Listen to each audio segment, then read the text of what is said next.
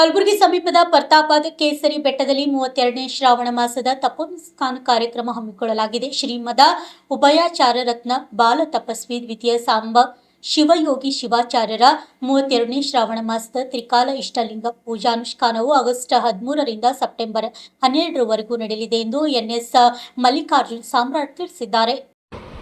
ನಗರದ ಪತ್ರಿಕಾ ಭವನದಲ್ಲಿ ನಡೆದ ಸುದ್ದಿಗೋಷ್ಠಿಯಲ್ಲಿ ಮಾತನಾಡಿದ ಅವರು, ಕಲಬುರಗಿ ನಗರದ ಜೇವರ್ಗಿ ರಸ್ತೆಯ ಕೇಸರಿ ಬೆಟ್ಟದಲ್ಲಿ 32ನೇ ಶ್ರಾವಣ ಮಾಸದ ನಿರಂತರ ಪೂಜಾನುಷ್ಠಾನಗಳು ಆರಂಭಗೊಂಡಿವೆ. ಆಗಸ್ಟ್ 31ರಿಂದ ಸೆಪ್ಟೆಂಬರ್ 12ರವರೆಗೆ ಒಂದು ತಿಂಗಳ ಕಾಲ ನಿರಂತರ ಪೂಜಾ ಕಾರ್ಯಕ್ರಮ ಜರುಗಲಿವೆ. ಈ ವರ್ಷ ಕೇಸರಿ ಬೆಟ್ಟದ ದ್ವಾದಶ ವರ್ಧಂತಿ ನಿಮಿತ್ತ ಭಕ್ತರಿಂದ 101 ತುಲಾಭಾರ ಸೇವೆಗಳು, ಪಾದಪೂಜೆ ಸೇವೆ ಹಾಗೂ ದಾಸೋಹ ಸೇವೆಗಳು ನಡೆಯಲಿವೆ. ಪ್ರತಿ ಶ್ರಾವಣ ಸೋಮವಾರ ರಾಜೋಪಚಾರ ಮಹಾಪೂಜೆ ಸಾಮೂಹಿಕವಾಗಿ ನಡೆಯಲಿದೆ. ಆಗಸ್ಟ್ 31 ಮಹಾರಾಷ್ಟ್ರದ ರಾಜ್ಯದಿಂದ ಬೃಹತ್ ಪಾದಯಾತ್ರೆ ಕಲಬುರಗಿ ಮಾರ್ಗವಾಗಿ ಕೇಸರಿ ಬೆಟ್ಟಕ್ಕೆ ಆಗಮಿಸಲಿದೆ. ಸೆಪ್ಟೆಂಬರ್ 12ರ ಶನಿವಾರ ಇಷ್ಟಲಿಂಗ ಮಹಾಪೂಜೆಯೊಂದಿಗೆ ಶ್ರಾವಣ ಮಾಸದ ಮುಕ್ತಾಯ ಸಮಾರಂಭ ಅದ್ದೂರಿಯಾಗಿ ನೆರವೇರಿದೆ ಎಂದು ತಿಳಿಸಲಿದ್ದಾರೆ. ಅದೇ ರೀತಿಯಾಗಿ ಈ ಸಂದರ್ಭದಲ್ಲಿ ವಿಶೇಷ ಕಾರ್ಯಕ್ರಮಗಳನ್ನು ಆಯೋಜನೆ ಮಾಡಲಾಗಿದೆ ಎಂದು ಮಾಹಿತಿ ನೀಡಿದ್ದಾರೆ. Bureau report RJ32 Kannada news, Kalaburagi. ಅಂದರೆ ಶ್ರಾವಣ ಮಾಸದಲ್ಲಿ ಪ್ರತಿ ವರ್ಷದಂತೆ ಈ ವರ್ಷ ಕೂಡ ಕಲಬುರಗಿ ಪಟ್ಟಣದಿಂದ ದಕ್ಷಿಣ ಭಾಗಕ್ಕೆ ಒಂದು 15 ಕಿಲೋಮೀಟರ್ ದೂರದಲ್ಲಿರುವಂತಹ ಕೇಸರಿ ಬೆಟ್ಟದಲ್ಲಿ ದ್ವಿತೀಯ ಸಾಂಬ ಶಿವಯೋಗಿ ಶಿವಾಚಾರ್ಯರ ಹಿರಿಯ ಮಟ್ಟದಲ್ಲಿ ಒಂದು ಭವ್ಯವಾದ ಮಹಾ ಪೂಜೆ ನೆರವೇರಿಸ್ಕೊಂಡು ಬರ್ತಾಯಿದ್ದೀವಿ. ಆ ನಿಮಿತ್ತವಾಗಿ ಒಂದು ಪ್ರೆಸ್ ಮೀಟ್ ಮಾಡ್ಲಾಕತ್ತೀವಿ. ಅದೇ ರೀತಿ ದಿನಾಂಕ 12/9/2026 ನಡೀತದೆ. ಒಂದು ತಿಂಗಳ ಪರ್ಯಂತ ಪ್ರತಿ ಸೋಮವಾರ ನಡೀತಿರ್ತಾರೆ. ಅದೇ ರೀತಿ ಈ ಸಲ ವಿಶೇಷವಾಗಿ ಏನಂತಂದ್ರೆ 101 ತುಲಾಭಾರ ಸೇವೆ ಮಾಡ್ಲಿಕತ್ತಾರೆ. ಅದೇ ರೀತಿ ನಡುವಿನ ಸೋಮವಾರ ನಿಟ್ಟೂರು ಇದು ಮಹಾರಾಷ್ಟ್ರದಿಂದ ಅನೇಕ ಭಕ್ತಾದಿಗಳು ಕಲಬುರಗಿ ಮಾರ್ಗವಾಗಿ ಕೇಸರಿ ಬೆಟ್ಟಕ್ಕೆ ಪಾದಯಾತ್ರೆ ಬರ್ಲಿಕತ್ತಾರೆ. ಅದೇ ರೀತಿ ಈ ಒಂದು ಕೇಸರಿ ಬೆಟ್ಟದಲ್ಲಿ ಯಾರ್ಯಾರು ಜಂಗಮರಿದ್ದಾರೆ ಅವರಿಗೆ ಅಯ್ಯಾಚಾರ, ಅದೇ ರೀತಿ ಪ್ರತಿಯೊಬ್ಬ ಭಕ್ತರಿಗೂ ಕೂಡ ಇಷ್ಟಲಿಂಗ ದೀಕ್ಷೆಯನ್ನು ಕೊಟ್ಟು ಅವ್ರಿಗೂ ಕೂಡ ಒಳ್ಳೆಯ ರೀತಿಯಲ್ಲಿ ಒಳ್ಳೆಯ ಮಾರ್ಗ ಕೊಡೋ ನಿಟ್ಟಿನಾಗ ಪ್ರತಿ ವರ್ಷ ಕೂಡ ಸಫಲರಾಗಿರುವಂತಹ ಶ್ರೀ ದ್ವಿತೀಯ ಸಾಂಬ ಶಿವಯೋಗಿ ಶಿವಾಚಾರ್ಯರು, ಅದೇ ರೀತಿ ಕಲಬುರಗಿ ಭಾಗದ ಅನೇಕ ಭಕ್ತರು ಈ ಒಂದು ಭವ್ಯವಾದ ಮಹಾಪೂಜೆಯಲ್ಲಿ ಪಾಲ್ಗೊಳ್ಬೇಕು ಅಂತ ಹೇಳ್ಬಿಟ್ಟು ಈ ಒಂದು ಪತ್ರಿಕಾಗೋಷ್ಠಿ ನಾವು ಮಾಡ್ತಾ ಇದ್ದೀವಿ. ಹಾಗಾಗಿ ಪ್ರತಿಯೊಂದು ಹಂತದಲ್ಲಿ ಅನೇಕ ಔಷಧಿ ಗಿಡಗಳು, ಆಮೇಲೆ ಪ್ರಕೃತಿ ಸೌಂದರ್ಯ ಬಹಳ ಅಚ್ಚುಕಟ್ಟಾಗಿದೆ. ಅದೇ ರೀತಿ ಮಕ್ಕಳಿಗೆಲ್ಲ ಸಂಸ್ಕಾರ ಕೊಡೋ ನಿಟ್ಟಿನಾಗ ಅನೇಕ ವರ್ಷಗಳ ಒಂದು ಸೇವೆ ಸಲ್ಲಿಸ್ತಿರುವಂತಹ ಶ್ರೀಮಠ ಈ ವರ್ಷ ಕೂಡ ಪ್ರತಿಯೊಬ್ಬರು ಕೂಡ ಆ ಇಷ್ಟಲಿಂಗ ಮಹಾಪೂಜೆಯಲ್ಲಿ ಪಾಲ್ಗೊಂಡು ಪ್ರತಿಯೊಬ್ಬರು ಕೂಡ ಒಳ್ಳೇದಾಗಬೇಕು ಎನ್ನುವ ನಿಟ್ಟಿನಾಗ ನಾವೊಂದು ಶ್ರೀಮಠದಿಂದ ಪತ್ರಿಕಾಗೋಷ್ಠಿ ಮಾಡ್ತಾ ಇದ್ದೀವಿ. ಪ್ರತಿ ಸೋಮವಾರ ಇತ್ತು ಸರ್.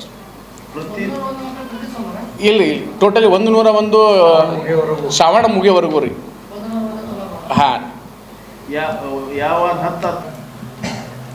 ಇವತ್ತಿನ ದಿನ ವಿಶೇಷವಾಗಿ ಪತ್ರಿಕಾಗೋಷ್ಠಿ ಮಾಡುವಂಥ ಉದ್ದೇಶ, ಈ ಭಾಗದ ನಡೆದಾಡುವ ದೇವರಂತೇಳಿ ಪ್ರಸಿದ್ಧರಾಗಿರುವ ಷಟಸ್ಥಲ ಬ್ರಹ್ಮ ಶ್ರೀ ಉಪಾಚಾರ್ಯ ರತ್ನ ಬಾಲ ತಪಸ್ವಿ ದ್ವಿತೀಯ ಸಾಂಬ ಶಿವಯೋಗಿ ಶಿವಾಚಾರ್ಯರ 32ನೇ ಶ್ರಾವಣ ಮಾಸದ ತಪ ಅನುಷ್ಠಾನದ ಕುರಿತು ನಾವು ಇಲ್ಲಿ ಪತ್ರಿಕಾಗೋಷ್ಠಿ ಮಾಡಲಿಕ್ಕೆ ಸೇರಿದ್ದೇವೆ. ಸುಮಾರು ಕಲಬುರಗಿ ನಗರದಿಂದ ಪ್ರತಾಪಾದ್ ಜೇವರ್ಗಿ ಏನು ನಾವು ಹೋಗ್ತೀವಿ, ಆ ರಸ್ತೆ ಮಾರ್ಗದಲ್ಲಿ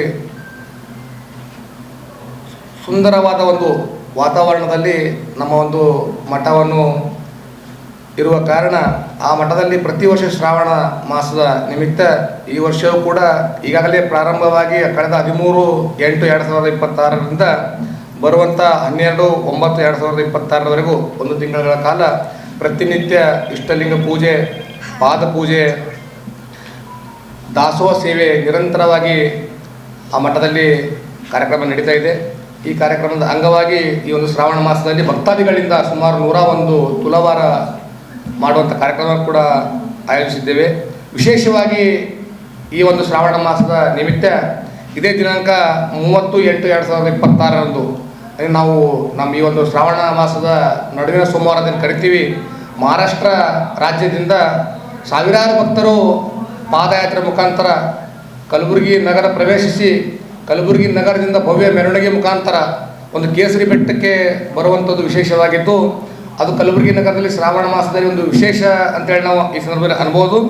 ಇದೇ ರೀತಿಯಾಗಿ ಕರ್ತೃಗದ್ದೆಗೆ ಹಲವಾರು ಮಠಾಧೀಶರು, ಭಕ್ತಾದಿಗಳು, ರಾಜಕೀಯ ಮುಖಂಡರು ಪ್ರತಿನಿತ್ಯ ಆಗಮಿಸ್ತಾ ಇದ್ದಾರೆ. ಈ ಒಂದು ಮಠದ ವಿಶೇಷತೆ ಏನಂತಂದರೆ, ಕರ್ತೃಗದ್ದಿಗೆ ಬಂದು ತಾವು ಮನಸ್ಸಿಚ್ಛೆಯಾಗಿ ಏನು ಪ್ರಾರ್ಥನೆ ಮಾಡಿಕೊಂಡ್ರು ಇಲ್ಲಿವರೆಗೂ ಭಕ್ತಾದಿಗಳಿಗೆ ಎಲ್ಲ ಅವರ ಒಂದು ಬೇಡಿಕೆಯನ್ನು ಈಡೇರಿಸಿದಂಥ ಒಂದು ಕರ್ತೃಗದ್ದಿಗೆ ನಮ್ಮ ಕೇಸರಿ ಬೆಟ್ಟದ ಶ್ರೀ ದ್ವಿತೀಯ ಸಾಂಬ ಶಿವಾಚಾರ್ಯರು ಇಲ್ಲಿವರೆಗೂ ಅದೊಂದು ಪವಾಡ ಆಗ್ತಾ ಬಂದಿರ್ತದೆ. ಕಾರಣ ಈ ಭಾಗದ ಭಕ್ತಾದಿಗಳಿಗೆ ತಮ್ಮ ಮಾಧ್ಯಮದ ಮುಖಾಂತರ ತಿಳಿಸುವುದಿಷ್ಟೇ, ಹೆಚ್ಚಿನ ಸಂಖ್ಯೆಯಲ್ಲಿ ತಾವು ಕೂಡ ಬಂದು ಈ ಒಂದು ಶ್ರಾವಣ ಪವಿತ್ರ ಮಾಸದಲ್ಲಿ ಪರಮಪೂಜ್ಯರ ದರ್ಶನವನ್ನು ಪಡೆದುಕೊಂಡು ಪುನೀತರಾಗಿ ಪ್ರತಿನಿತ್ಯ ಕಾರ್ಯಕ್ರಮ ಇರುವುದರಿಂದ ಹೆಚ್ಚಿನ ಸಂಖ್ಯೆಯಲ್ಲಿ ಭಕ್ತಾದಿಗಳು ಆಗಮಿಸಿ ಪರಮಪೂಜ್ಯ ದರ್ಶನವನ್ನು ಪಡೆದು ಪುನೀತರಾಗಬೇಕಾಗಿ ತಮ್ಮಲ್ಲಿ ಒಂದು ಮಾಧ್ಯಮದ ಮುಖಾಂತರ ನಾನು ಕೇಳಿ ಬಯಸ್ತಾ ಇದ್ದೇನೆ. ಧನ್ಯವಾದಗಳು.